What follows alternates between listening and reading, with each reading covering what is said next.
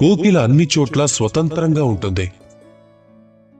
చిలుక చాలా వరకు మన ఇళ్లల్లో పంజరాలలో బందీ అయి ఉంటుంది.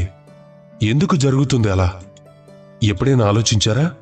ఎందుకంటే కోకిల తన మాటలు మాత్రమే మాట్లాడుతుంది, కానీ చిలుక ఇతరుల మాటలను అనుసరిస్తుంది. ఎవరైతే వాళ్ళ ఆలోచనల పట్ల దృఢంగా ఉంటారో, వాళ్ళ మనసులో ఏమనిపిస్తుందో అదే చెప్తారో, అదే మాట్లాడతారో, వాళ్ళు ఈ ప్రపంచంలో స్వతంత్రంగా ఉంటారు. ఎవరైతే ఇంకొకరిని అనుసరిస్తారో వాళ్ళు ఆత్మచింతనను వీడి బందీ అయిపోతారు. ఒకసారి పంజరంలో, ఒక్కోసారి బాధలో.